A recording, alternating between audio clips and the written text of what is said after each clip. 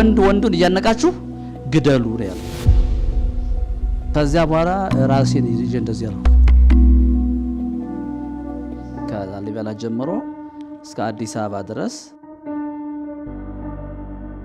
ወንጌል ተመስክሮልኝ አይደለም፣ በሚጨበጥ በሚዳሰስ ሁኔታ ራሱን የገለጠልኝ 2006 ዓመተ ምህረት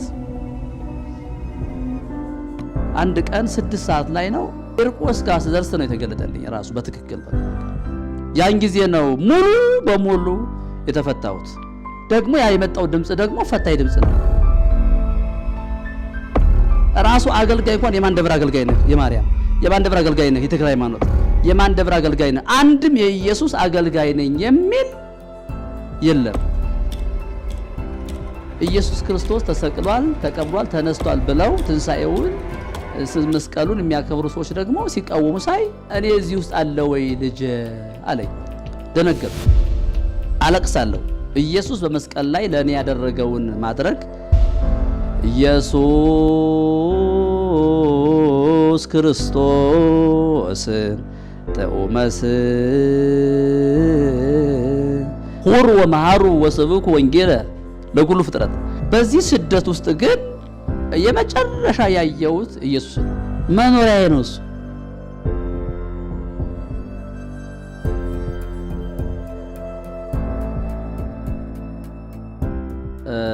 የኔ ስም እንግዲህ አባ ተዋሂዶ ሃይማኖት እባላለሁ። ያው የማገለግለውም ህዝቡን ወንጌል በማስተማር ወንጌልን በመስበክ የክርስቶስን ወንጌል ለፍጥረት ሁሉ በመስበክ ላይ ነው ያለሁት። ከኢየሱስ ጋር የተዋወቅኩት ቀድሞውኑ ገና የቆሎ ተማሪ ሁኜ ገና በጣም ልጅ ሁኜ ወላጆች የቆሎ ትምህርት ቤት ሲያስተምሩኝ ወይም ሲልኩኝ ከዚያን ቀን ጊዜ ጀምሮ ልቤ ላይ አንድ እውነት አለ። ያ እውነት መድኃኔዓለም የሚባለው ስም በእኔ ውስጥ ታትሞ በጣም ነው የምወደው። መድኃኔዓለም ሲባል መስቀል ሲባል ደስ ይለኛል። ሳድግም ራሱ እያገለገልኩ ያደግኩት በአማኑኤል ቤተክርስቲያን ነው። ከክፍለ ሀገር ከላሊበላ ጀምሮ እስከ አዲስ አበባ ድረስ መድኃኔዓለም የሚለው ቤተክርስቲያን ነው የማርፈው። ሌላ ቦታ አይመራኝም ጨርሶ እና ሌሎቹ የሱ ደቀ መዛሙርቶች እንደሆኑ ነው የማውቀው። በዚያ መሰረት እኔም የኢየሱስ ክርስቶስ ደቀ መዝሙር እንደሆንኩ ነው ከመጀመሪያ ራሱ የቆሎ ተማሪ ሁኜ የማውቀው ራሴን የማውቀው የሱ ደቀ መዝሙር እንደሆንኩ የማውቀው። ያ ሲሆን ወንጌል ተሰብኮልኝ አይደለም። ከመጀመሪያ ራሱ የቆሎ ትምህርት ቤት እያለው የድጓ የሚባል ትምህርት አለ፣ ዜማ የሚባል ትምህርት አለ፣ ከዛ ደግሞ ቅዳሴ የሚባል አለ። አብዛኛውን ትምህርት ስለ ኢየሱስ ክርስቶስ እንደሚናገር ነው እኔ የማውቀው እንደዛ ነው። መልካ ኢየሱስ ይባላል። ስለዚህ ይህንን ስለማውቅ ውስጤ ላይ ኢየሱስ ክርስቶስ አለ ብዬ ነው ከመጀመሪያ ውስጥ የሚያምነው እንደዛ ነው። ከመጀመሪያ ራሱ በዚያ ውስጥ እያለው እንግዲህ ኢየሱስ ክርስቶስን ደግሞ ከኢትዮጵያ ኦርቶዶክስ ተዋሕዶ ቤተክርስቲያን ውጭ ያሉ ሰዎች ደግሞ በሃይማኖታቸው የተለዩ የሆኑ ሰዎች ሲሰብኩ ሳይ ደግሞ ውስጤ ይገረማል። እኔ የማውቀውን ነው የሚናገሩት። እኔ እንደነሱ ወጥቼ አልሰብክም፣ እንደነሱ ወጥቼ አላገለግልም። ግን እነሱ እኔ የማውቀውን ነው የሚሰብኩት ውስጤ ላይ ያለው ማለት ነው። ስለዚህ ምን ብዬ ልቃወም እችላለሁ? እኔ የማውቀው ማምነው ነው። ግን በእኔ ዙሪያ ያሉ ሰዎች በኦርቶዶክስ ውስጥ ያሉ አማኞችም ይሁኑ አማኞችን የሚመሩ ሰዎች ደግሞ ሲቃወሙ ያለው ይሄ ነገር ለኔ ራሱ ምንድነው ግራ ገባኝ። ምንድነው እኔም እነዚህ ሰዎች የሚሰብኩት እኔ የማውቀውን ውስጤ ላይ የተቀመጠውን ነው የሚሰብኩት። የሚቃወሙ ሰዎች ደግሞ ኢየሱስ ክርስቶስ ተሰቅሏል፣ ተቀብሯል፣ ተነስቷል ብለው ትንሣኤውን መስቀሉን የሚያከብሩ ሰዎች ደግሞ ሲቃወሙ ሳይ ውስጤ ለምን ይላቸዋል እነሱ። ከዚያ እንግዲህ ራሱን የገለጠልኝ በ2006 ላይ ነው በትክክል ማለት ነው። በትክክል በአካል በሚጨበጥ በሚዳሰስ ሁኔታ ራሱን የገለጠልኝ 2006 ዓመተ ምህረት ቂርቆስ ቤተክርስቲያን እያለው ሜክሲኮ ያለው አማኑኤል መርካቶ አማኑኤል እያለው አንድ ቀን 6 ሰዓት ላይ ነው የሆነ ፕሮግራም ድግስ ነው። እዛውዬ ወደ ግቢ ስገባ ቀን ላይ 6 ሰዓት ላይ ነው። ወደ ልቤ አንድ ኩልል ያለ ጥርት ያለ ድምጽ መጣ። ምንድነው ይሄ? ከ1 እስከ 30 የሚመለከው ምንድነው? እንደገና በዚህ ቀን ነግሰዋል የሚባሉትስ እነማን ናቸው? እያንዳንዱ መስዋዕት የሚቀርበው ለኔ ለውን? ጧፍ በለው፣ ዕጣን በለው፣ ጀንጥላ በለው፣ ግብረ ምንጣፍ በለው፣ ድግስ በለው፣ መንበር በለው፣ ቤተክርስቲያን በለው፣ እያንዳንዱ ነገር ለእያንዳንዱ ስሞች ለእያንዳንዱ ታቦታቶች የሚቀርብ መስዋዕት አለ። ዕጣን በለው መስዋዕት ነው። ዘቢብ በለው መስዋዕት ነው። ለተክለ ሃይማኖት የሚገባ ዕጣን አለ፣ ዘቢብ አለ። ለማርያም የሚገባ ስጦታ አለ። ያ በእግዚአብሔር ቃል ሲታይ ቀጥታ መስዋዕት ነው። እና እኔ እዚህ ውስጥ አለ ወይ ልጅ አለኝ። ደነገጥኩ። በእውነት እግዚአብሔር ምስክሬ ነው። ደነገጥኩ። እኔ እኮ የማውቀው እግዚአብሔር እንደማገለግል ነው የማውቀው። ደግሞ ያ የመጣው ድምጽ ደግሞ ፈታኝ ድምጽ ነው።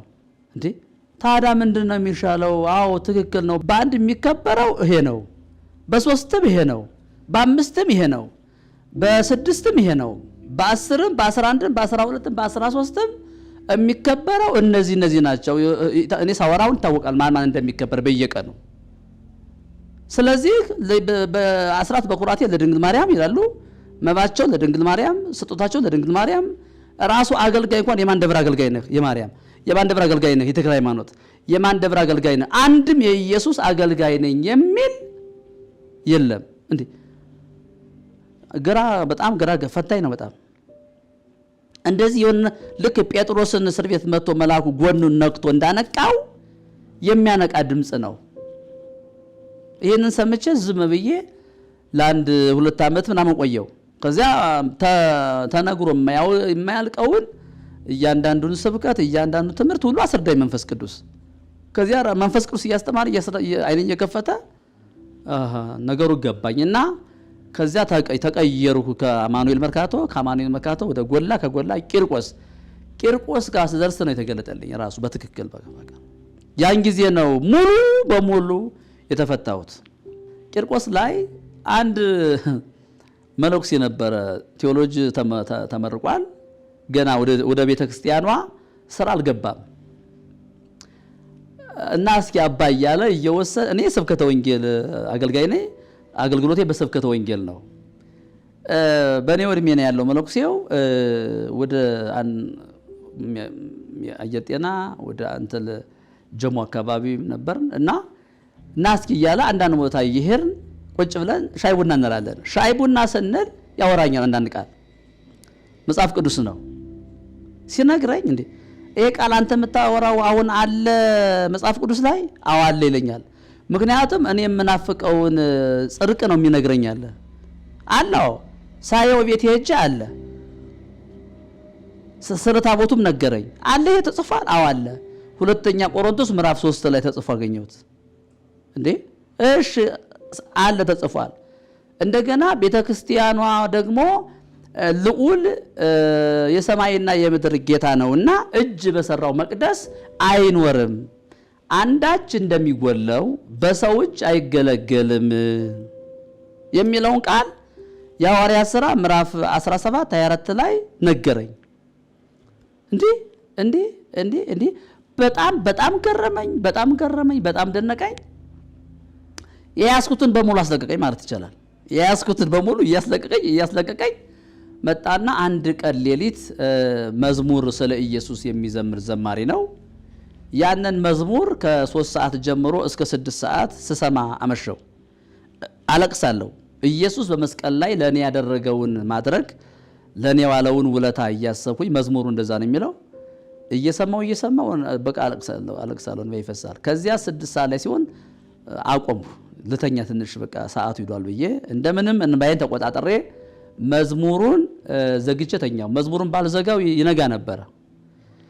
ከዚያ ልክ ተኛው 6 ሰዓት ከምናምን ተኛ ጀመርኩ መተኛት። 8 ሰዓት ላይ ህልም አየሁ። ህልሙ ምንድነው? ከሰማይ ወደ ምድር የተተከለ አንድ ነጭ መንገድ፣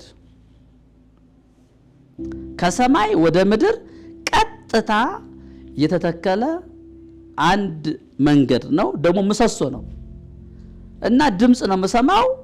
እና በዚህ ይለኛል፣ እና በዚህ ይለኛል። አንድ መንገድ ነው። መንገዱ ነጭ ነው፣ ግን ምሰሶ ነው የተተከለው። ከሰማይ ወደ እግዚአብሔር ምስክሬ ነው፣ ከሰማይ ወደ ምድር ተገጥሟል። ምሰሶው ከምድር ሰማይ፣ ከሰማይ ምድር ላይ ገጥሟል። ሳየው እንዲቀጥ ብዬ ሳየው አጠገቤ ላይ ገጥሟል። እንደዚህ እግሬ የቆመበት ጋር ምሰሶ አለ። ቀና ብዬ ሳይ ከሰማዩ ተብሏል፣ ነክቷል። ታዲያ ድምፁ ምንድነው የሚለው? በዚህ ና፣ በዚህ መንገድ ና ይለኛል። ልክ ጴጥሮስን በውሃው ላይ ና እንዳለው። እንዴት በዚህ ሊሄድ ይቻላል? ነፍሴ ግን አንድ የምታውቀው ነገር አለ። አንድ ነገር እየተከናወነ እንደሆነ ልክ እኛ አሁን እንደዚህ እንደምናወራው በገሃዱ ዓለም እውነት ሆኖ እንደምናወራው ነፍሳችን በትክክል ያለችበትን ቦታ እንደምታውቅ በዚያ በህልም ላይ ሆኜ ያ የማየው ህልም በሙሉ ለኔ አንድ ትልቅ የከበረ ነገር እየተከናወነ እንደሆነ 100% እርግጠኛ ነኝ። ና በዚህ ይለኛል። እንዴት ይቻላል? በዚህ ይቻላል። ራሱ ና የሚለው ያስኬዳል። ብቻ ያ ድምጽ ና ይበልህ እንጂ ና በዚህ መንገድ የሚለው ያስኬዳል። ሞከርኩ። በታምራት ካልሆነ በዚህ አይቻልም። በምንም አይነት ዕውቀት በምንም አይነት ፍልስፍና በዚያ መንገድ መሄድ አትችልም። ያ ና የሚለው ድምጽ ራሱ ና ካላለህ አንተ አትችለውም። ይኸው እግዚአብሔር ምስክሬ ነው። ራሱ ና የሚለው የዚያ መንገድ ባለቤት ና ካላለህ አንተ ራስህ አትችልም በዚያ መሄድ። እዚያ ቀጥ ብዬ ሄድኩ። ቀጥ ብዬ ወጣሁ። ሲሄር ምድሩ ለቅቄ በጣም ብዙ ርቀት ልክ አውሮፕላን ወደ ላይ ከፍታ እንደሚወጣው ሄጄ ወደ ሰማዩ ቀረብ ስል ትንሽ ደከም ሲለኝ እጄን ያዝ አድርጎ አንድ ማላውቀው ዓለም ግን ያም ዓለም ነጭ ነው። ይሄ መብሩቅ አለ አይደለ? ድንጋይ የለም ምን የለም መብሩቅ ነው። ግን ደስታና ሰላም ብቻ ነው ያለበት። ከተማ የለም፣ ገጠርም ባል ነገር የለም፣ ምንም ያደፈ ነገር የለም። ነጭ ነው፣ መብሩቅ ነው፣ ያብረቀርቃል። ግን አንድ ትልቅ ዓለም ነው።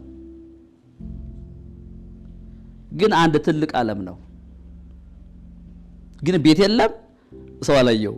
ግን አንተ ትልቅ ዓለም ሆኖ ግን ሰላምና ደስታ ብቻ ነው ያለው በዛ አካባቢ ላይ። እና ምን ተሰማህ ይለኛል። ሰላም፣ ደስታ፣ እረፍት ተሰማኝ። ልክ ሰው ሲሰራ ውሎ ወደ አልጋው ሂዶ ሲተኛ እንደሚያርፈው የመጨረሻ የከበረ ሰላም ተሰማ። አረፍኩኝ ብዬ መለስኩለት። ከዚያ በኋላ ወደ ነበርክበት ትመለሳለህ አለኝ። በጣም ቅር አለኝ። አይ ለምን እመለሳለሁ? ያን ሁሉ መንገድ መጥቼ በጣም ከባድ እኮ ነው መመለስ። ምክንያቱም መጀመሪያ እንዴት ይወጣል ብዬ ፈርቻ አልነበረ? ለመውረድም ራሱ እንደዛው መሰለኝ። ለመውረድም እንዴት ይሆናል አመልሽ ነው። አይ ቀላል ነው አለኝ። ስትወርድም እኔ ነኝ የማወርድህ፣ ቀላል ነው ለኔ ተዋለኝ። ስትወጣም ስትወርድም በችግር የለም ባንተ አይደለም አለ። ግን ዮሐንስ ወንጌል ምዕራፍ 14 ቁጥር 12 ላይ ያለው ሰጠኝ። እውነት እውነት እላችኋለሁ በእኔ የሚያምን እኔ የማደርገውን ስራ እርሱ ደግሞ ያደርጋል፣ ከዚህም የሚበልጥ ያደርጋል። አብ ስለ ወልድ እንዲከበር በስሜ የምትለምኑትን ሁሉ እኔ ያደርገዋለሁ። ማናቸውንም ነገር በስሜ ብትለምኑ እኔ ያደርገዋለሁ የሚለውን ቃል ሰጠኝ። ከዚያ ከእንቅልፍ የነቃው። ከዚያ አልቦኛል። የሆነ ሸክም ከላይ ላይ ወርዷል። ተንበርክኬ በቃ የእግዚአብሔር መንፈስ ቅዱስ እየመራኝ የምለውን ቃል ገባው በፊቱ ፕሮሚስ ገባው በፊቱ ከዚያ ልቤ ላይ ገብቶ ቀረ ከዚያ ንግግሬ ተቀየረ አስተምሮዬ ተቀየረ እያንዳንዱ ነገር ተቀይሮ ቁጭ አለ ራሴን ሳላውቀው ሌላ ሰው ሆኜ ያገኘሁት ከዚያ ቂርቆስ ጄ ማስተማር ጀመርኩ ዮሐንስ ወንጌል ምዕራፍ 14ን 12ን አይታችሁታል የሚሉን ጀመሩ ምን አንተ ርዕሰ አዲስ ነው እንዴ ለዚህ አሁን ምናምን ብሎ የትችት ቃል ጀመሩ በዚያ በቃ ነገሩ ተጀመረ ባጭሩ በዚያ በቃ ገዳም መጣ ወዳው በሶስተኛው ወር ከለከሉኝ ስለ ስሜ የተጠላችሁ ትሆናላችሁ የሚለውን በእኔ በራሴ አገኘሁት ይሄ መጠላት የሚባለው ነገር በራሴ ህይወት አየሁት ስለ ስሜ ስንት መከራ እንዲቀበል እኔ ያመለክተዋለሁ እንዳለው ለጳውሎስ ስለ ስሙ በጣም የተቀበልኩት የስድብ አይነት የመጠላት የመተው የመረሳት አይነት በቃል የሚወራ አይደለም በጣም ብዙ ነው አጠቃላዩ መላው ህዝብ በለው ያልተነሳብኝ የለም እንደው በህይወት ቁሜ መሄዱ በራሱ በእግዚአብሔር ጸጋና በእግዚአብሔር ምህረት ነው እንጂ በጣም ይከብዳል በስሙ ምክንያት ኢየሱስ በሚለው ስም ምክንያት እንደው ምድሪቱም ዛፉም ሳይሆን ይቀራል ይጠላይ ዛፉም ምድሪቱም ነፋሱም ሳይቀር ማለት ነው እግዚአብሔር ብቻ ነው ከኔ ጋር የሆነው እግዚአብሔር ከኔ ጋር ስለሆነ ነው ያልጠፋሁት እና በጣም ብዙ ዋሳ ተሰድጃለሁ ደሞዝ ከልክለውኛል ደሞዝ ወዳው አቋረጡብኝ ደሞ ጠብቀው የሚከለክሉኝ በገና ቀን ነው ለገና ቀን ሁሉ ስጋ በሚበላበት ሁሉ በሚደሰትበት ሁሉ ነጭ ለብሶ ደስታውን በሚቀበልበት ጊዜ ጠብቀው መስከረም ላይ አያግዱህም ጥቅምት ላይ አያግዱህም ሂዳር ላይ አያግዱህም ተሳስ ልክ ገና በገና ቀን ድጎም አለ ቦነስ ደሞዝ ስትቀበል የደሞዝህን እጥፍ ነው የምትቀበለው ለበዓል ቀን ልክ 6 ቀን 7 ቀን ሲቀረው በዓሉ እነሱ ፈጥነው ያግዱኛል ፈጥነው ማለት ነው የጭንቅላት ስራ የሚሰሩት እና የሚገርመው ነገር ሃይማኖቱ ማን እንደሆነ አወኩ መንፈስ ቅዱስ ገለጠልኝ እኔ ለካ እኔ ምረዳበት አረዳድና ሃይማኖቱ የሚለው ነገር የሰማይና የምድር ያክል ርቀት ነው እና አሁን ኢየሱስ ክርስቶስ ተሰቅሏል ተቀብሯል ተነስቷል እንኳን ደስ አላችሁ ሲባል እኔ እስቃለሁ ለምንድን ነው የምስቀው ለምንድን ነው መገረመው ፈጽሞ ያምናሉ ለማለት ደፍሬ ለመናገር አልችልም እኔ በጣም በርካታ ሰው ኢየሱስ ክርስቶስን በመስበኩ ተሰዷል እስካሁን በመሰደድ ላይ ያሉ አገልጋዮች አሉ የሚገርመው ነገር ግን እኔ ህልሙም አይቻለሁ እንደዚያ አይቻለሁ በዚህ ስደት ውስጥ ግን የመጨረሻ ያየሁት ኢየሱስ ነው በጣም የመጨረሻ የኢየሱስ ክርስቶስን ጸጋ የኢየሱስ ክርስቶስን ይኸውልህ ዓለም በሙሉ ተሰብስቦ ቢጠላህ ኢየሱስ ከወደደህና እርሱ ካንተ ጋር ከሆነ መኖር ትችላለህ ወደ ክርስቶስ ስትጠጋ ይኸውልህ የሚገርም ሚራክል የሚገርም ህይወት የሚገርም የሰማይ በረከት ባንተ ላይ ይመጣል እና ያ መከራው ስደቱ ኢየሱስ ክርስቶስን እንዳይ ኢየሱስ ክርስቶስን እንድረዳ እጁን እንዳየው አዳኝነቱን እንዳየው አድርጎኛል ይህንን ዓለም ትተህ እስከምትሄድ ድረስ ያው ስደቱም አይቆምም ያለኮ ነው የአጋንንትን መንግስት እያፈረስክ ዝም ባይ ጠብቀህ እሱ ወንጌል ማለት እኮ የክርስቶስ የመንግስት ወንጌል እኮ ነው። እና የሚችለውን ሁሉ ያደርግ ይችላል፣ ግን ድሉ የኛ ነው። ከመውረስ ውጭ አማራጭ የለንም። ከመውረስ ውጭ የጠላትን ደጅ ከመበዝበዝ ውጭ አማራጭ የለንም። ወደ ኋላ አንመለስም። ወደ ባቢሎን ወደ ግብጽ አንመለስም። ለምን ምን አለን? በደንብ እኮ ተያየን እኮ አየነው እኮ ስንት ዓመት ሙሉ አየነው እኮ። ምናልባት ያላየ ሰው ሊመለስ ይችላል፣ ወይም እግዚአብሔር ያልጠራው ሰው እንደ ዴማስ ሊመለስ ይችላል። እና መዳኗን በሰውነቷ አወቀች እንደሚል ድኛለሁ ማለት ነው።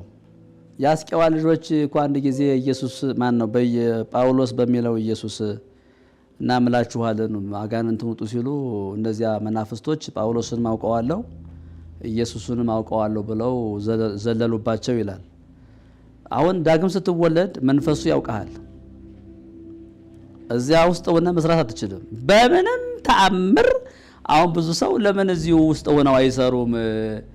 እንደው አሁን እርስዎ ከኛ በልጠው ነው፣ እኛ እኮ እናውቃለን በደንብ እንደማያድን እናውቃለን፣ ለምን አርፈው ተቀምጠው እንደኛ ሆነው አይሰሩም ይላሉ። ኦይ ጉድ! ይኸውልህ መንፈሱ በምንም ተአምር ያውቃል። የጨለመው ዓለም ያውቃል። አሁን ቻይና እዚህ ሀገር መጣ አታውቅም አንተ? የቻይና መልክ ይታወቃል፣ ቋንቋው ይታወቃል። ልክ እንደዚያ ማለት ነው። አንተ የሰማይ ዜጋ ሆነህ አዲስ ፍጥረት ሆነህ የኛ ሰው ነው አይልህም። ይኸው እግዚአብሔር ምስክሬ ነው። በትክክል ዳግም ከተወለድህ ይሄም የኛ ነው አይልም። ቀጥታ ያውቃል። ይኸውልህ ለሚድኑት የህይወት ሽታ ነን፣ ለሚጠፉትም የሞት ሽታ ነን። እኛ ለእግዚአብሔር የክርስቶስ መዓዛ ነን ይላል ሐዋርያው ጳውሎስ። የሚሸተው ነገር አለ። እንዴ ዝም ብለህ እንኳን ባትናገርም ይሸተዋል። አንተም አያስችልህም፣ ትናገራለህ። እርሱም መቃወሙን አይተው። ስለዚህ እዚያ መኖር አትችልም። እዚያ መኖር አይቻልም። በትክክል ዳግም የተወለደ ሰው እዚያ ውስጥ አይኖርም። እዛ ውስጥ መኖር አይችልም። ስለዚህ ተቃውሞ ያስነሳባል፣ ስደት። ይሄ አውቀዋለሁ በትክክል መናፍቅ ነው ይላል። በቃ ሰዎችን አሳምኗቸዋል። መጠቀሚያዎች አሉት፣ የራሱ የሆኑ ጀሌዎች አሉት።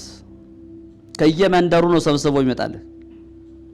ከየመንደሩ ከየሰፈሩ ሰብስቦ ይመጣልሃል መንፈሱ። አሉ የሚጠቀምባቸው አሉ። ለዚህ የተዘጋጁ አሉት። መጽሐፍ ቅዱስ በደንብ ይገልጣቸዋል እና አሉ። ስለዚህ ከዚያ መኖር አይቻልም። ተግዳሮቱ ከባድ ስለሆነ አስገድደው ያሰጡሃል።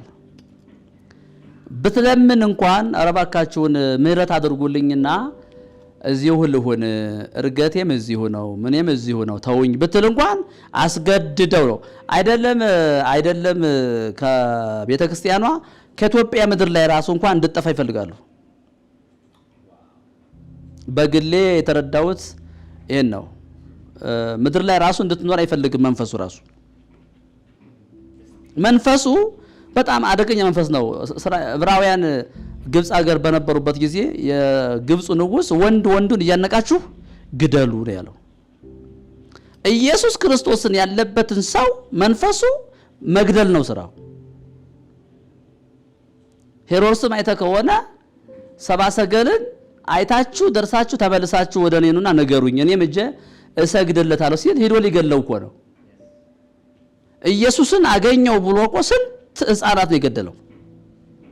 ኢየሱስ ክርስቶስ ያለበትን ሰው መግደል ነው የሚፈልገው። እኛ እኮ እየኖርን ያለነው እኮ በእግዚአብሔር ጸጋ እኮ ነው። አንተ እንዴ እኔ እውነቴን ነው የምልህ፣ እግዚአብሔር በጣም ስለረዳን ብቻ ነው እዚች ሀገር ላይ በህይወት ያለ ነው የምንንቀሳቀሰው። አይፈልግም እኮ መንፈሱ። እስካሁን ድረስ እኮ አልሸነፍ ብሎ መንፈሱ እስካሁን ድረስ የክርስቶስን አገልጋዮች የክርስቶስን ደቀ መዛሙርቶችን እኮ ሊበላ እኮ የሚፈልገው። ግን የሚገርመው ነገር ሞት በሕይወት ተዋጠ ይላል። እየተዋጠ ነው ያለው። አሁን ከቀን ወደ ቀን እየተዋጠ በርካታ ትውልድ ወደ ኢየሱስ ክርስቶስ እየፈለሰ ነው ያለው። ክብር ለኢየሱስ ይሁን። በጣም ይገርማል። ልብሳችን ይላሉ እነሱ እኔን አይደለም የሚፈልጉት። እግዚአብሔር ሰው ይፈልጋል፣ እነሱ ልብስ ይፈልጋሉ። ገበያ ላይ የወጣ ልብስ ገበያ ላይ እስከወጣ ድረስ ማንም ሰው አሰፍቶ ይለብሰዋል። እኔ ኦርቶዶክስ የሆንኩት ተምሬ ነው። አየ ኦርቶዶክስ ለመሆን መማር አለብህ።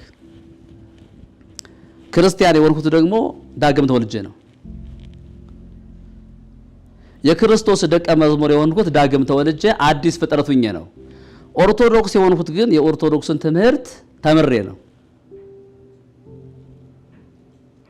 ኦርቶዶክስ ለመሆን መማር አለብህ። ገባረለ ኦርቶዶክስ አይደለም ቢል አንድ ሰው ኦርቶዶክስ ላለመሆኔ ምን ማረጋገጫ አለህ ልለው እችላለሁ። መነኩሴ አይደለም ይችላል። በትክክል መነኩሴ መሆኔ ማስረጃ አለኝ። ወንጌል ስበክ የሚል 50 ደብዳቤ አለኝ። ከኢትዮጵያ ኦርቶዶክስ ተዋሕዶ ቤተክርስቲያን የተሰጠኝ ደብዳቤ ከቤተ ክህነት። ልብሳችንን አውልቅ የሚሉት ደግሞ ከሰፈር የወጡ የሰፈር ልጆች ናቸው። ራሱ የኦርቶዶክስ ትምህርት የላቸውም እነሱ። እስኪ እንደው ጸሎተ ሃይማኖትን በግዕዝ በልልኝ ብትለው አይልልህም። ኦርቶዶክስ ነው አንተ? አዎ ነኝ ይላል። እስኪ አንድ ውዳሴ ማርያም በግዕዝ በለው ብትል አይልልህም። እና እንደዚህ አይነት ሰው መጥቶ እንዴት ይጠይቀኛል? እኔ እኮ መልስለታለሁ። ኦርቶዶክስ አይደለህም አንተ እለዋለሁ እኮ። ኦርቶዶክስ ለመሆን የኦርቶዶክስ ትምህርት አለ። እሱን ማለት መቻል አለበት። እኔ ኦርቶዶክስ የሆንኩት የኦርቶዶክስን ትምህርት ተምሬ ነው። ጨርቁን ከሚሊቴሪ ተራ መርካቶ ሂጄ ጣቃውን አስቀድቼ አሰፍቼ ነው። ይሄንን መስቀል በስሜ ነው አባ ተዋሕዶ ይላል። ይሄንን መስቀል በራሴ ብር ፒያሳ ወርቅ ቤት ሂጄ ያሰራሁት ነው። አንድም ሰው እኔ ነኝ የሰጠውህ ከፍያ አልከፈልክም ብሎ ልብሴ ሊወስድ አይችልም። አንደኛ ስለማይቻል ያስጠይቀዋል በሕግ። ልብሳችንን አውልቅ ብሎ በርቀት ሆኖ መናገር ይችላል። አጠገቤ መጥቶ ግን አንድ ሰው ልብሳችንን አውልቅ ማለት አይችልም።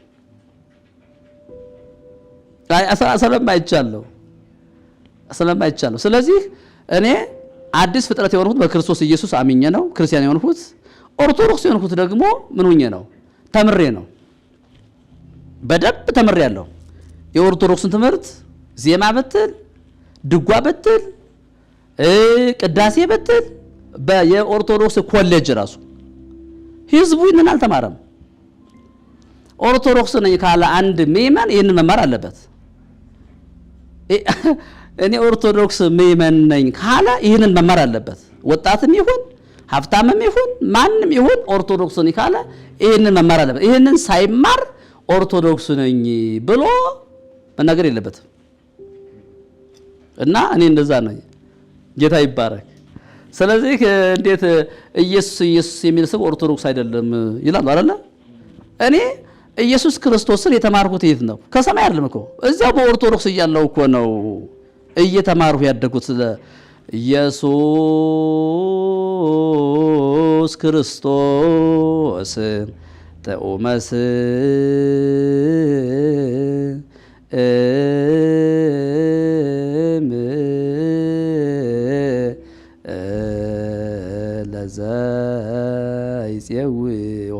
ይሄ አሁን እዛ ነው ያለው፣ እዛ ውስጥ ነው ያለው። አንድ ምእመን ይህን በልብትለው አይልልህም። ግን በዚህ በሚዲያ ላይ ልብሳችንን አውልቅ ምንድን ስትለው ኦርቶዶክስን ይላል። ትችላለህ? ኦርቶዶክስን ዜማ ትችላለህ? አይልልህም። መማር ይጠይቃል። ከባድ ትምህርት ነው። መማር ይጠይቃል። እኔ እኮ 20 ዓመት ነው የተማርኩት። 20 ዓመት አረቂ ቤት ላረቂ ቤት እየዞረ ኑሮ አሁን ኦርቶዶክስ ነኝ እንዴ? እኔ እኮ 20 ዓመት ተምሬ ነው። በቆሎ ትምህርት ቤት በገዳም ህይወት ብዙ ደክሜ ነው ይሄንን የሰበሰቡት። እንዴ አያስኬድም። በግድ ኦርቶዶክስ አይደለህም ስላለ እኔ እነሱ ለሚናገሩት እውቅና አልሰጥም። በአጠቃላይ ወንጌልን ስበክ ብለው ደብዳቤ ሰጥተውኛል። እኔ ሁሩ ወመሃሩ ወስብኩ ወንጌለ ለኩሉ ፍጥረት፣ ወደ ዓለም ሁሉ ሂዱ ወንጌልንም ለፍጥረት ሁሉ ስበኩ ብላ ቤተ ክርስቲያኗ ደብዳቤ ሰጥታኛለች። ወደ 50 ደብዳቤ ነው ያለኝ። እኔ ወንጌል የወንጌል በር በተከፈተበት ሁሉ እየገባው ሰብካለሁ።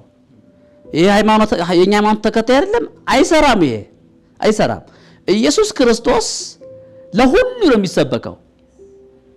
ይሄ የኛ ሃይማኖት ተከታይ አይደለም፣ ምን አገባ ይከተል። የሚያስፈልገው እኮ ኢየሱስ ክርስቶስን ለፍጥረት ሁሉ መስበክ ነው።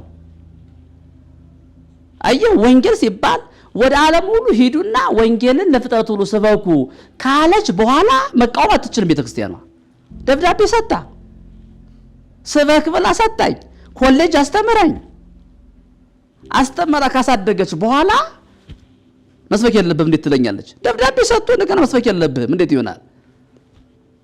ስለዚህ ለሙስሊሙ ሰብካለሁ፣ ለኦርቶዶክሱ ሰብካለሁ፣ ለቡዲዝሙ ሰብካለሁ፣ ለሀገር መሪዎች ሰብካለሁ፣ ለሃይማኖት መሪ ሰብካለሁ፣ ለጎዳና ተዳዳሪው እሰብከዋለሁ። ምንን? ወንጌልን ማለት ነው። ወንጌል ይሰበካል ለየትኛውም ስጋ ለባሽ፣ ለዓለም ሁሉ ነው። መጽሐፉ እኮ ወደ ዓለም ሁሉ ሂዱ ነው ያለው። በግዕዙ ሁሩ ወመሃሩ ወስብኩ ወንጌለ ለኩሉ ፍጥረት በግዕዙ እኮ ነው። ህዝቡ ግዕዝ ቢያውቅ ኖሮ እንደዚህ አይታለል ነበረ።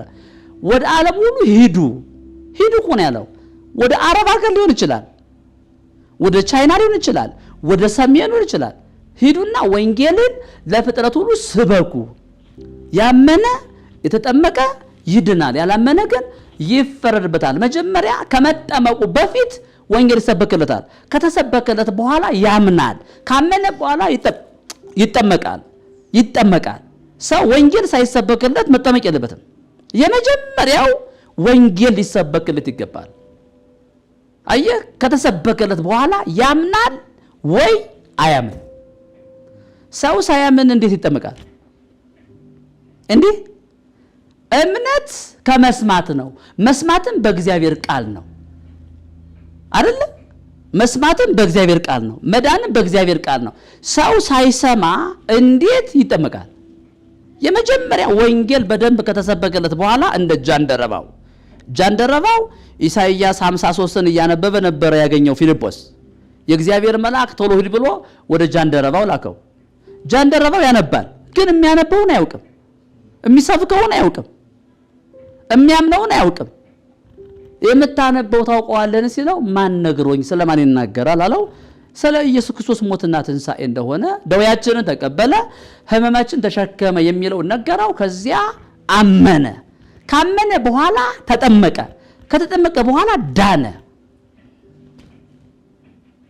ሰው ሳያምን ሰው ኢየሱስ ክርስቶስ እንደተሰቀለለት፣ እንደተቀበረ፣ እንደተነሳለት፣ ዕዳው እንደተከፈለለት፣ ነፃ እንደወጣ ሳያምን ይጠመቃል። ስለዚህ ሂድና ስበኩ ተብሏል። እኔ በዛ ቃል መሰረት በተጻፈልኝ ደብዳቤ መሰረት ያው ለፍጥረት ሁሉ እየሰበኩ ነው። ለፍጥረት ሁሉ ስሰብክ ደግሞ አንዳንድ ሰዎች ልብሳችን አውልቅ፣ ይሄ ልብስ እኮ ለወንጌል መስበኪያ ነው የሚሆነው። ምን ተሰራበት ሌላ? እኔ ድራማ አልሰራሁበት፣ ናይት ክለብ አልገባሁበት፣ ሙስና አልተቀበልኩበት፣ አልጠነቁልኩበት። ትክክለኛውን የክርስቶስን ወንጌል ሰበኩበት። እስኪ ሌላ ምን አደረኩበት? እስኪ አሁን እኮ በሚዲያ መጠጥ እየጠጣ የሚዘፍንበት አለ አይደለ? የተለያዩ የፖለቲካ ስራ የሚሰሩበት ሰዎች አሉ። የፖለቲካ ስራ የማይመለከታቸውን የፖለቲካ ስራ የሚሰሩበት ሰዎች አሉ። ይህንን ለብሰው ገንዘብ የሚሰበሰቡበት አሉ። እኔ ግን የሰበሰብኩበት ገንዘብ ሳይሆን ህዝብ ሰበሰብኩበት፣ ወንጌል ሰበኩበት፣ ክርስቶስን ገለጥኩበት። ሁሉን ለእግዚአብሔር ክብር አድርጉት ተብሏል። ለወንጌል ለእግዚአብሔር አብ ክብር አደረኩት። ልብሱን እድለኛ ልብስ ነው። እንደው እኔ ጋር መውደቁ ራሱ እድለኛ ቀሚስ ነው፣ እድለኛ ቆብ ነው እኔ ጋር መውጣቱ። ወንጌል ተሰበከበት። አየህ፣ እድለኛ ቆብ ነው፣ እድለኛ ቀሚስ ነው። ወንጌል የክርስቶስ ወንጌል የመንግስቱ ወንጌል የጸጋው ወንጌል ተሰበከበት። እድለኛ ቀሚስ ነው። እድለኛ እኔ እንደ እድለኛ ቀሚስ ነው እለዋለሁ።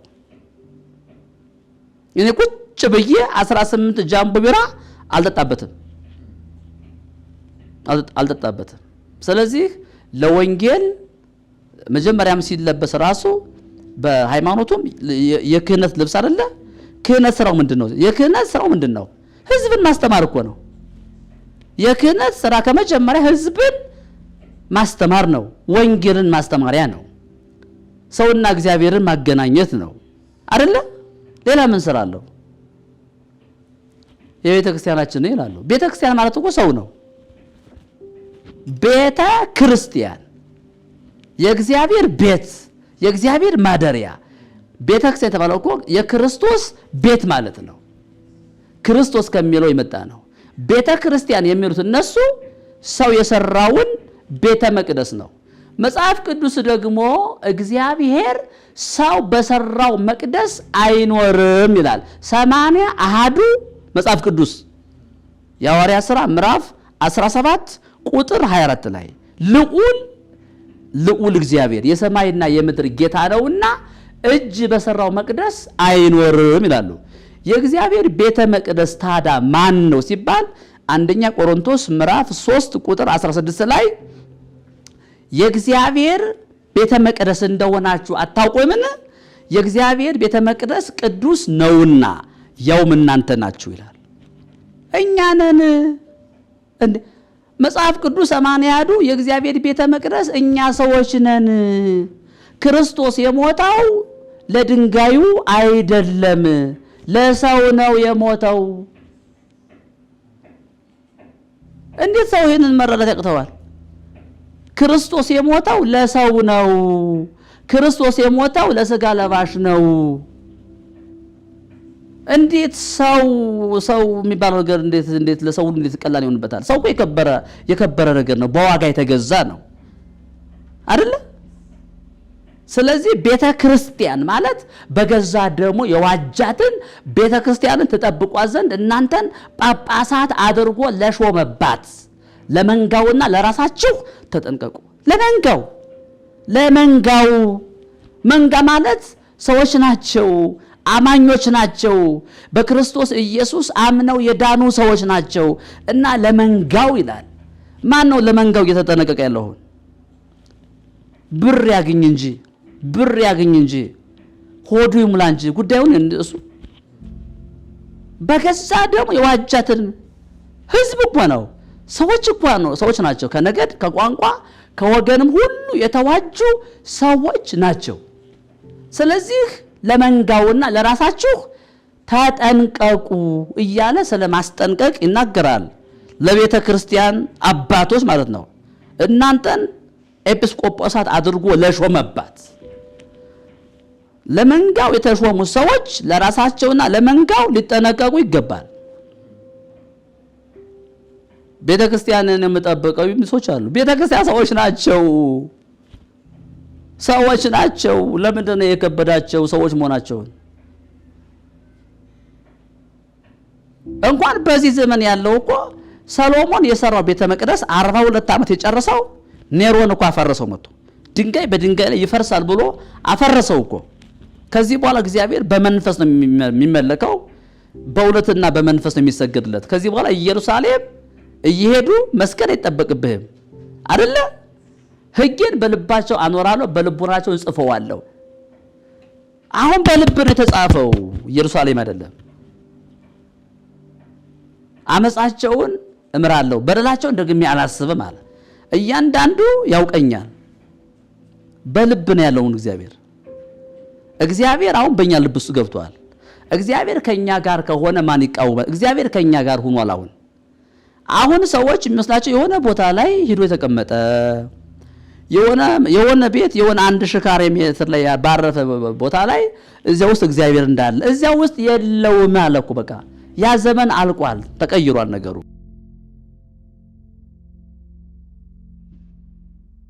ኢየሱስ ክርስቶስ ለኔ ሕይወት ነው፣ ጌታ ነው፣ ንጉስ ነው፣ መንገድ ነው፣ ከአብ ጋር የታረኩበት መታረቂያዬ ነው፣ ሊቀ ካህኔ ነው። በአጠቃላዩ የሁሉ ነገር መልስ ኢየሱስ ነው። እሱን ሳገኝ አርፍ ያለው፣ እሱን ሳገኝ ጸድቅ ያለው፣ እሱን ሳገኝ ነፃ ወጥቻለሁ፣ እሱን ሳገኝ እምነት የሚባለው ነገር አወኩ። እሱን ሳገኝ በሱ ብርሃንነት እያንዳንዱን አስተምሮዬን እያንዳንዱ ትምህርቶችን አየሁ። እንደ ላብራቶሪ በሽታን ነው የሚያየው። በዚህ ብርሃን ትምህርቶችን አየዋቸው። ሰው የሚባለው በሰው የሰው ሃይማኖት የሚባለውን በምድር ላይ አወኩት። ከዚያ በኋላ ራሴን ይዤ እንደዚህ አልኩ። ብርሃኑ እጅህ ላይ እስካልገባ ድረስ ምንም የምታውቀው ነገር የለም። መንፈሳዊ ሰው ሁሉን ይመረምራል። መመርመሪያው ነገ ገባ። መንፈሳዊ ሰው ሁሉን ይመረምራል እና መመርመሪያው እጅህ ላይ ከገባ ትመረምራለህ። እሱ በማንም አይመረመርም መንፈሳዊ ሰው። እና ገረመኝ። ከዚህ ተነሳ የማስበው ሐሳብ እና ሰዎች የሚያስቡት ሐሳብ ይለያያል። ስለዚህ ለኔ ኢየሱስ ሕይወት ነው እንግዲህ እና መኖሪያ ይሆናል። በኔ ኑሩ ብሎ የለ በኔ ኑሩ እኔም በእናንተ አለ። እኔ ድሮ ኢየሱስ ይኖራል ተብሎ የተነገረኝ የሆነ ቤተክርስቲያን ውስጥ ደባል ሆኖ ከነ አርሴማ ጋር ከነ ተክለ ሃይማኖት ጋር ከነ ሚካኤል ጋር ከሌሎቹም ጋር አብሮ ደባል ሆኖ እንደሚኖር ነው እኔ ሰማው ተማርኩት። አሁን ሳይ በቃሉ ኢየሱስ እናንተ ራሳችሁ በእኔ ኑሩ እኔ ደግሞ በእናንተ ነው የምኖረው ሲል እንዴ በእኔ ውስጥ እንዴ እዚያ ውስጥ መስሎኝ የምትኖረው ስል አይ በእናንተ ነው አለ። ዮሐንስ 15 ቁጥር 1 ጀምሮ ስታነበው ገበሬው አባቴ ነው እኔም የወይን ግንድ ነኝ እናንተ ቅርንጫፎች ናችሁና ቅርንጫፍ እዚያው ነው የሚተከለው ግንዱ ላይ እሱ የህይወት ግንድ ነው፣ እሱ የጥበብ ግንድ ነው፣ እሱ የኃይል ግንድ ነው፣ እሱ የፍቅር ግንድ ነው፣ እሱ የነጻነት ግንድ ነው፣ እሱ የጥበብ ሁሉ ግንድ ነው፣ እሱ የባለጠግነት ግንድ ነው፣ እሱ የምሕረት ግንድ ነው፣ እሱ የቸርነት ግንድ ነው እሱ። ስለዚህ ቅርንጫፉ አንተ ቅርንጫፍ ነህ አለኝ። ስለዚህ በኔ የማይኖር ቢኖር ወደ ውጭ ይጣላል ይደርቅማል አለ። ኢየሱስ ጋር ያልተተከለ ሰው የደረቀ ነው፣ የሚጠብቀው እሳት ነው። ቶሎ ብሎ አሁን ብዙ ትምህርቶች ከግንዱ ይነቅላሉ። ከግንዱ ነቅለው በራሳቸው ፍሬ እንዲያፈሩ የሚፈልጉ ሰዎች አሉ። ሰው ቅርንጫፍ ከግንዱ ከተለየ ፍሬ ያፈራም፣ ይደርቃል። አገልግሎቱ ይደርቃል፣ ጤናው ይደርቃል፣ ሰላሙ ይደርቃል። ምንም የማይደርቅ ነገር አለ።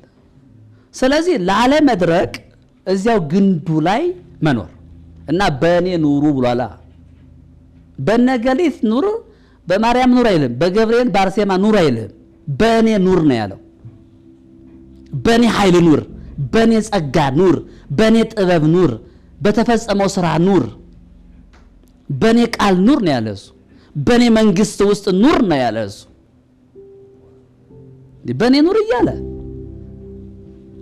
መኖሪያዬ ነው እሱ፣ መሸሸጊያ እሱ መርከብህ ነው። እግዚአብሔርም ኖህን ራስህንና ቤተሰቦችህን እንስሳት ሁሉ ሰብስበህ ወደ መርከብ ግባ ነው ያለው። ግባ ቶሎ ነው ያለው። ያ የኖህ መርከብ ኢየሱስ ነው። አሁን እግዚአብሔር አመጣና ኢየሱስ አስገባን። አሁን እኛ መርከቡ ውስጥ ነው ያለነው። መርከብ ውስጥ የገባ ሰው የጥፋት ውሃ አያገኘውም፣ የዘረኝነት ውሃ አያገኘውም፣ የመተት ውሃ አያገኘውም፣ የበሽታ ውሃ አያገኘውም፣ የጭንገፋ ውሃ አያገኘውም፣ የጥፋት ውሃ አያገኘውም። ለምን? መርከቡ ውስጥ ነው ያለነው እኛ። እና ኢየሱስ በእኔ ውስጥ ኑሩ ነው ያለው። እኛ በክርስቶስ ክርስቶስ በእኛ። እግዚአብሔር የሚያየን መርከብ ውስጥ ነው አይደለ? ዓለም የሚያየው ደግሞ በእኛ ውስጥ ያለው ኢየሱስ ነው። ስጋ ለባሽ ሁሉ የእግዚአብሔርን ክብር ያያል እኮ የሚለው። ያ የእግዚአብሔር ክብር እኮ ኢየሱስ ይባላል። ስጋ ለባሽ ሁሉ የእግዚአብሔርን ክብር ያያል። ያ የእግዚአብሔር ክብር ማን ነው ሲባል ኢየሱስ ይባላል። አይገርምም? ያ የእግዚአብሔር ዕውቀት ማን ይባላል? ኢየሱስ ይባላል። ያ የእግዚአብሔር ጥበብ ማን ይባላል? ኢየሱስ ይባላል። ያ እግዚአብሔር የተደሰተበት ደስታ ማን ነው ሲባል ኢየሱስ ይባላል። ራሱ እግዚአብሔር የተደሰተው በልጁ ነው። በሱ ደስ የተሰኘውበት ምርጤ አለው እና ምርጥዬ ነው። እግዚአብሔር የመረጠውን የዚህ ሀገር ሕዝብ ሊመርጠው ይገባል ነው። እግዚአብሔር የመረጠውን ጥሎ ሰው የመረጠው መቀበል የለበትም። እግዚአብሔር ለአንተ የመረጠው ማንን ነው? የመረጠልህ ማንን ነው? አርሴማን ነው የመረጠልህ ወይስ ኢየሱስ ነው የመረጠልህ?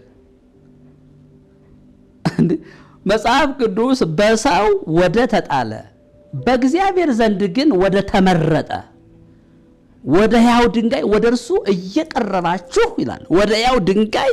ይህ ድንጋይ ሰብሮ ነው የሚጥለው፣ ዱቄት ያደርጋል። በተለይ ተነስቶበታል። የሃይማኖትን ትምህርት ዱቄት እያደረገው ነው ያለው ኢየሱስ። እንዴ ስንቱ አጋንንት ዱቄት ሆነልን መሰለህ። ኢየሱስን ስታገኘው በቃ አጋንንት በሙሉ ሽባ ነው የሚሆነው። ኢየሱስ በሌለበት አጋንንት መንገስ ይፈልጋል። ኢየሱስ ባለበት ግን ኢየሱስ ብቻ ነው የሚታየው።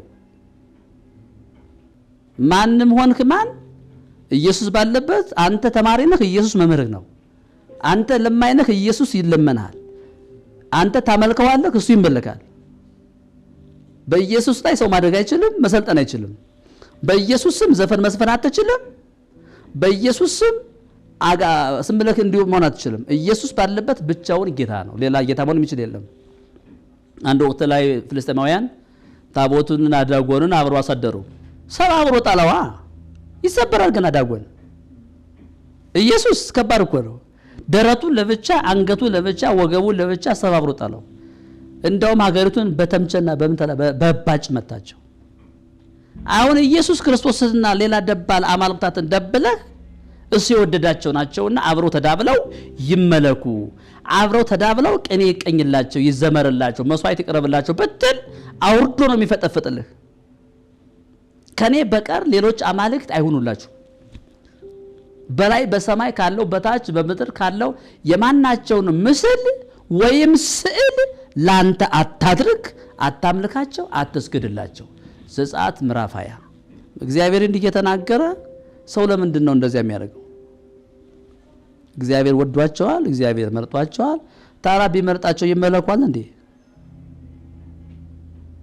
ምን ማለት ነው? ወንጌል ሊሰብኩ ይችላሉ፣ በክርስቶስም ሊታረዱ ይችላሉ።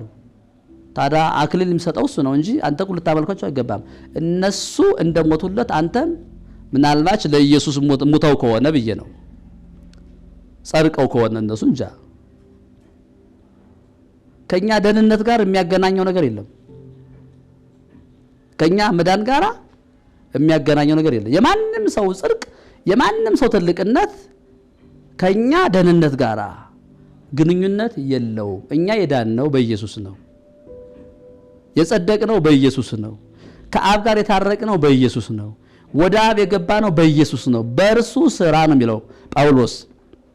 በእርሱ ስራ ሲል ኢየሱስ በመስቀል ላይ ሰርቶ በጨረሰው ስራ እኛ ሁላችን በአንድ መንፈስ ወደ አብ መግባት አለንና ተሰርቶ ባለቀው ነው የገባሁት።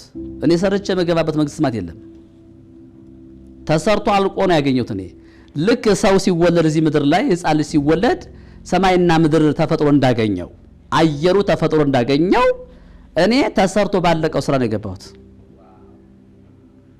እኔ አሁን የምዋጋው አጋንንት የለም። ኢየሱስ ተዋግቶ አሸንፎ አግኝቼዋለሁ።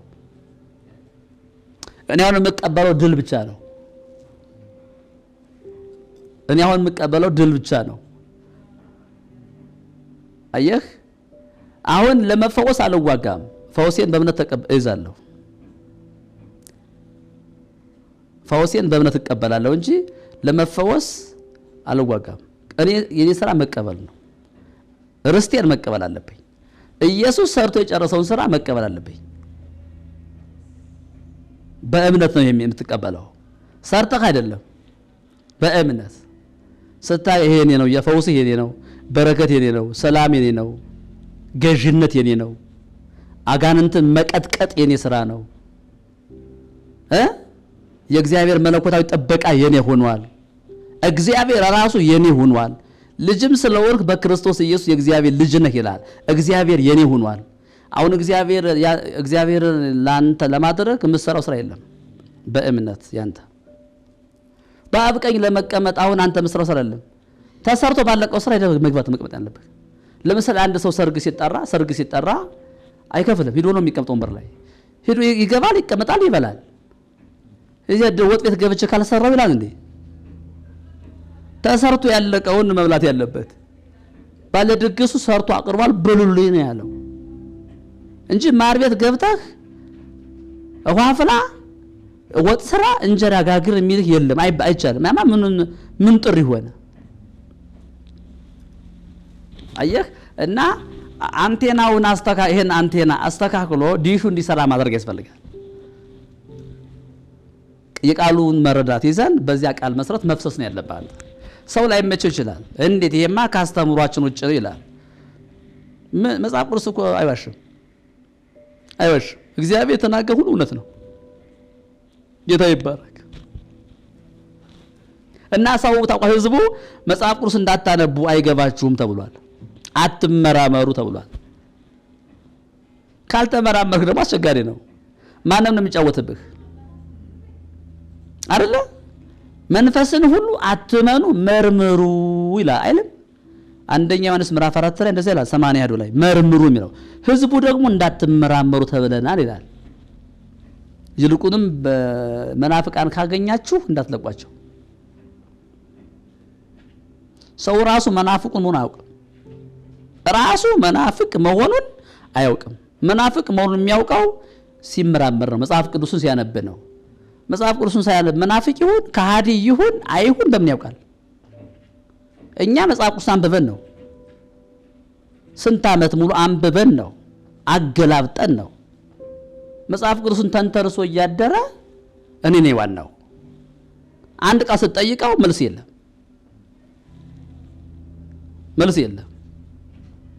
ህዝቤ ዕውቀት ከማጣቱ የተነሳ ጠፋ። ምን አይነት ዕውቀት? የእግዚአብሔር ዕውቀት ብትጠይቀው መልስ የለም። መጽሐፍ ቅዱስ በጣም ልሟል በመንተራስ እንጂ እያንዳንዱ ሰው ቤት መጽሐፍ ቅዱስ አለ፣ አይነበብም። ምናልባች ሊያቃዠኝ ይችላል እየተባለ ይንተራሱታል። አያምኑም እንዳትል ይንተራሱታል፣ ይተሻሹታል። እና በአጠቃላዩ እንደው በዚህ ሚዲያ ላይ የሚሰሙ ካሉ የሚከታተሉ ካሉ በራሳቸው ላይፍ መጫወት የለባቸውም። እድሜያቸው ሳይበላ ዘመናቸው ሳያልቅ ጉልበታቸውን ሃይማኖት ሳይጨርሰው በቶሎ ሮሜ 5ን 6ን ዮሐንስ ወንጌል ምዕራፍ 14ን እስከ መጨረሻው አንብበው በቶሎ ሊያመልጡ ይገባቸዋል። ዮሐንስ ወንጌል ምዕራፍ 14ን እስከ መጨረሻው አንብበው በቶሎ ጉልበታቸው ሳያልቅ እድሜያቸው ሳያልቅ ጉብዝናቸው ሳያልቅ በቶሎ እግዚአብሔር ሆይ ድረስልኝ ሊሉት ይገባል። ኢየሱስን በጣም ነው የምወደው። በጣም ሲገረፍ የሾህ አክሊል ሲደፋ ጎኑን በጦር ሲወጋ እንደገና ያ ሁሉ ህዝብ ተሰብስቦ ይሰቀል ሲል ምን ይሄን ያህል ምን አድርጎ ነው? ሙት ማስነሳት፣ ድውይ መፈወስ፣ እንጀራውን አበርክቶ ስላበላ ይሄን ያህል እንዴት ግን ጸናበት ነገሩ ብዬ እና ለሰዎች ያደረገው ነገር እጅግ ውድ ነፍሱን ነው አሳልፎ ለሰው የሰጠው። እሱ በእግዚአብሔር መልክ ሲኖር ሳለ የባሪያን መልክ ይዞ ራሱን ባዶ አድርጎ መገለጡ የመጨረሻ ትልቅ ሞት ነው፣ ሰው ሆኖ መገለጥ። እንደውም ከሰው በታችም ሆኗል፣ ለመስቀል ሞት የታዘዘ ሆኗል። እና ከሞት በአዳም በኩል ከመጣብህ ኃጢአት በየትኛውም ነገር ልትድን አትችልም። እሱ መጥቶ ባያድነን ኖሮ አልቆልን ነበር። እጣ ፋንታችን ያው ለዘላለም ገሃነመ እሳት ነበር። ከዚህ ከገሃነመ እሳት ማን ሊያድንህ ይችላል? አንድ ትልቅ የሃይማኖት መሪ ሊያድንህ አይችልም። አብርሃም ሊያድንህ አይችልም። የመጀመሪያው ሰው አብርሃም። ኖህ ሊያድንህ አይችልም። እነሱ ራሳቸው አዳኝ አስፈልጓቸዋል። የብሉይ ኪዳን ቅዱሳን፣ እነዚያ ታላላቅ ቅዱሳን እግዚአብሔር የተገለጠባቸው ቅዱሳን እነሱ ራሳቸው አዳኝ አስፈልጓቸዋል። ስለዚህ ኢየሱስን ስታየው ፍቅር ብቻ ነው የምታይበት። ፍቅር ብቻ ነው የምታይበት እና እግዚአብሔር የራሱን ፍቅር ያስረዳበት ነው። የመስቀሉና መስቀል ላይ የተሰቀለው ኢየሱስ የራሱን ፍቅር ያስረዳበት ነው። አብ እንዴት ያለውን ፍቅር የእግዚአብሔር ልጆች ተብለን ልንጠራ አብ እንዴት ያለውን ፍቅር እንደሰጠን እዩ ይላል ዮሐንስ 3:8 ላይ ዮሐንስ 3 ቁጥር 1 ላይ አንደኛ ዮሐንስ ምዕራፍ 3 ቁጥር 1 ላይ የእግዚአብሔር ልጆች ተብለን ልንጠራ አብ እንዴት ያለውን ፍቅር እንደሰጠን እዩ ይላል። የእግዚአብሔርን ፍቅር ማየቱ ጥሩ ይጠቅማል። ችግርን ማየትን ትቶ የእግዚአብሔርን ፍቅር መስቀሉ ላይ የሆነውን ነገር ማየቱ በጣም ጥሩ ነው። እግዚአብሔር ምን ያህል ሰውን ቢወደው ነው አንድ ልጁን ይሄን ያህል አሳልፎ እስከ መስጠት የደረሰው? አንድ የከበረ ነገር የሚሰጥህ እኮ ስለተወደድህ ነው። አንተ ጻድቅ ሆነህ አይደለም፣ መልካም ሰው ሆነህ አይደለም። የለም አንተ ሙት እያለህ ኃጢአተኛ ሆነህ ጠፍተህ ሆነ የእግዚአብሔር ጠላት ሆነህ እያለ እግዚአብሔር ለአንተ የተገለጠው በፍቅር ነው። ይሄንን አድርጌ ነው 44 ጾም ይልሃለሁ ምናምን ስላልክ አይደለም የእግዚአብሔር ፍቅር የተገለጠልህ። የለም መጽሐፍ ቅዱስ ሁሉም ኃጢአትን ሰርተዋል የእግዚአብሔርም ክብር ጎሏቸዋል ሁሉም ኃጢአተኛ ነው የሚለው። ኃጢአተኛ ደግሞ ታውቃለህ እግዚአብሔርን የበደለ ነው። እግዚአብሔርን የበደለ ነው ኃጢአተኛ። በለስን በልቷል በድሏል። ቀጥታ እግዚአብሔርን የተቃወመው አዳም። ስለዚህ እንደዚህ አይነቱን ኃጢአተኛ ሰው እግዚአብሔር ሲገለጥለት በፍቅር ተገለጠ። እንዴት ልትሞትልህ ቻልክ ሲባል ካንተ ከኔ ስራ የተነሳ አይደለም፣ ከኔ ቆብ የተነሳ፣ ከኔ ቀሚስ የተነሳ፣ ከኔ ሃይማኖት የተነሳ፣ ከኔ ትትና፣ ከኔ ስነ ምግባር የተነሳ የለም የለም። እንደዚህ አይነት ነገር የለም። ጠፍታ ሙታን ሳላችሁ ኃጢአተኛ ሳላችሁ ክርስቶስ ስለ ኃጢአታችሁ ሞተ ነው የሚለው። ጻድቅ ሳላችሁ አይልህም። ጸባየ ሸጋ ሆናችሁ ሳለ አይልም። መልክህ ያማረውን ብዙ ስትሰጥ፣ ብዙ አስራት በኩራት ስትሰጥ፣ ብዙ መባ ስትሰጥ አይደለም የተገለጠልህ። ኃጢአተኛ ሳለህ፣ ሙት ሳለህ፣ አጭበርባሪ ሳለህ፣ ነፍሰ ገዳይ ሳለህ ክርስቶስ ስለ ኃጢአትህ ሞተ እና እግዚአብሔር ለኛ ያለውን የራሱን ፍቅር ያስረዳል። ስለዚህ በእግዚአብሔር መንፈስ ስታየው ነገሩን የሚገርም ነው። እንዲሁ በነፃ ነው የወደደህ። አይ በደንብ ስለጾምኩ ነው፣ በደንብ ስላበላው ስላጠጣው ነው፣ በደንብ ተመችቼዋል የሚል ይሄ አጋንንት ትምህርት ነው። ይሄ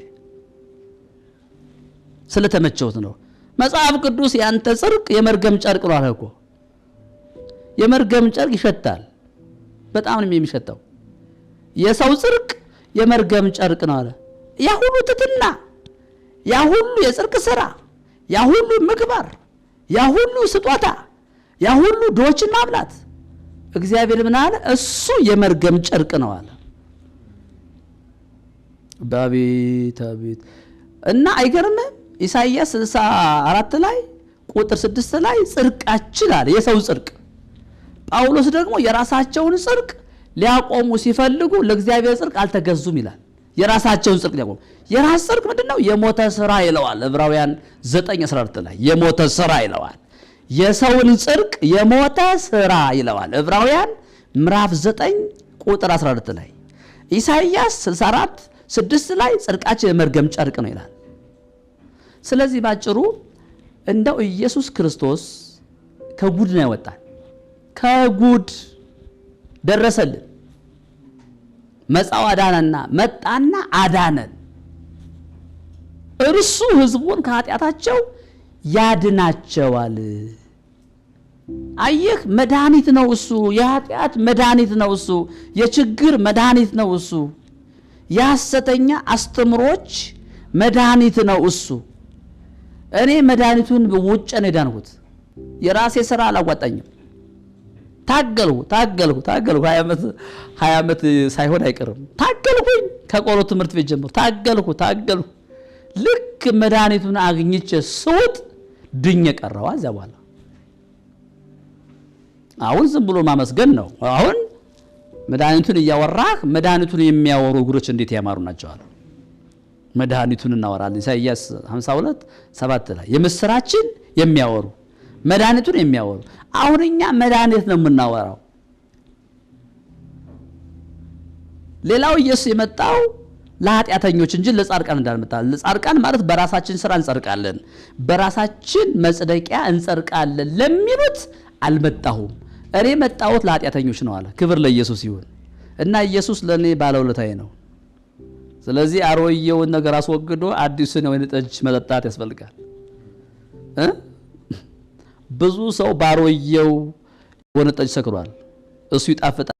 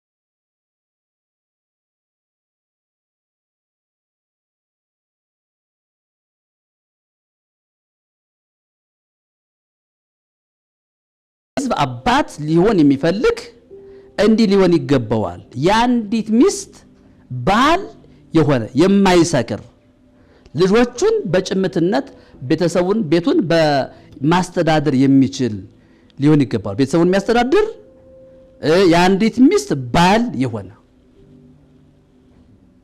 እና ይሄ ነው ኤጲስቆጶስ መሆን የሚፈልግ ሰው ገባ አይደለ? ኤጲስቆጶስ አሁን በኦርቶዶክስ አይፈቀድም። ኤጲስቆጶስ ከሆንህ ማግባት የለብህም ይላል። በድንግልና መልኩሰህ በድንግልና ጳጳስ ትሆናለህ ነው አስተምሮ። መጽሐፍ ቅዱስ ደግሞ አንደኛ ጢሞቴዎስ ምዕራፍ 3 እንግዲህ ኢየሱስ እኔ የተናገርሁት ቃል ከሚያልፍ የሰማይና የምድር ማለፍ ይቀላል ነው የሚለው። ካመኑ የተጻፈውን ሁሉ ማመን ያስፈልጋል። ገባ አይደለ? በድብቅ ከማግባት በግልጽ በእግዚአብሔርና በሰው ፊት ማግባት ትችላለህ። መጽሐፍ ቅዱስ ነው የሚያዘው። እግዚአብሔርም ሰው ብቻውን ይሆን ዘንድ መልካም አይደለም አለ። ሃይማኖት ደግሞ ችግር የለውም፣ ለመብቃት መመንኮስ አለብህ፣ ማግባት የለብህም ይላል። መጽሐፍ ቅዱስ ደግሞ ጋብቻ ክቡር ነው ይላል። አይጣላም። እና አንደኛ ጢሞቴዎስ ምዕራፍ 4 ላይ በኋለኞች ዘመናት ይላል አንዳንዶች ጋብቻን የሚከለክሉ ይሆናሉ፣ የአጋንንትን ትምህርት እየሰሙ ይላል። ጋብቻን የሚከለክሉ ይሆናሉ አለ፣ በገዛ ሕሊናቸው ደንዝዘው ይላል። በኋለኛው ዘመናት የሚለው አሁን እኮ ይኸውልህ መጽሐፍ ቅዱስን ካለማንበብ የመጣ ጉድ እኮ ነው። አሁን እኮ ትውልዱ መጽሐፍ ቅዱስ ያነበበ በሚዲያ ያወጣው ነው። የታገኛችሁ ይሄ አስተምሮ ይሄ ትምህርት ከየት መጣ እያለ ስለ ምንኩስና ጥያቄ መጥቷል። ስለ ታቦት ጥያቄ መጥቷል። አሁን ጨርሰው እነሱ መቅደድ ጀመሩ። ፈርቀዳጅ ሆኑ። እነሱ አሁን ስዕሉን በመቅደድ ፈርቀዳጅ ሆነዋል። እግዚአብሔር ይመስገን እና ሰልፉ የኔ ነው አለ እግዚአብሔር ጀምሯል ስራውን እነሱ ራሳቸው እንዲቀዱት። ስለዚህ ባጭሩ ምን ለማለት ፈልጌ ነው? ጋብቻ ክቡር ነው። ምናልባት ለእግዚአብሔር ወንጌል ጃንደረባ ሆኖ ካለ መብቱ ነው። በፈቃደኝነት ወንጌልን ለማገልገል ከፈቀደ መብቱ ነው እንጂ ማግባት ኃጢአት አይደለም። እንደው ጳውሎስም ስለ ዝሙት ሲባል ለእያንዳንዱ ባል ሚስት ሊኖራቸው ይገባል የሚለው ስለ ዝሙት ስለ ኃጢአት ሲባል አይደለ? አዎ ያ ነው እና ተፈቅዷል። አሁን ይሄ መነኩሴ ያገባን የሚባለው ከባድ ነው በኦርቶዶክስ ሃይማኖት በጣም ከባድ ነው። ሰማይና ምድር እንደተጣበቁ ነው የሚታሰበው። መጽሐፍ ቅዱስ ደግሞ ሰው ብቻውን ይሆን ዘንድ መልካም አይደለም የምትመቸውን ያለው ግራ የምታጋባውን አይደለም የሚለው የምታስጨንቀውን አይደለም የሚለው የምትነዛነዘውን አይደለም የሚለው የምትመቸውን ረዳት እንፍጠርለት። ጓደኛ ረዳት ሊሆን አይችልም። ሚስትህ ለአገልግሎት የምትመቸውን በነገር ሁሉ ልትመቸው የምትችለውን ረዳት ፈጥሮለታል እግዚአብሔር ለአዳም። ስለዚህ ሰው ለሆነ ሁሉ እንደዚህ ሊሆን ይገባዋል። እንግዲህ ይህንን ሚዲያ የሚከታተሉ ወንድሞችና አያቶች ካሉ ለሁሉም ወንጌል እንደሚያስፈልግ ስለማውቅ ወንጌልን እሰብካለሁ። የጸጋውን ወንጌል፣ የሚያድነውን ወንጌል፣ ጽድቅ ያለበትን ወንጌል፣ ታምራት ያለበትን ወንጌል፣ ሕይወት ያለበትን ወንጌል፣ ተፈጽሞ ያለቀውን የመስቀሉን ስራ እናገራለሁ ማለት ነው። ምናልባት እንግዲህ ስልክ የሚፈልጉ ካሉ 0913 17 61 72 ብላችሁ ደውላችሁ ልታገኙ ትችላላችሁ። የጌታችን የመድኃኒታችን የኢየሱስ ክርስቶስ ጸጋና ሰላም ይብዛላችሁ። ተባረኩ፣ ብሩካን ናችሁ። መልካም ጊዜ መልካም ቆይታ ይሁንላችሁ። በጌታችን በኢየሱስ ክርስቶስ ስም ጨርሰናል። ተፈጸመ።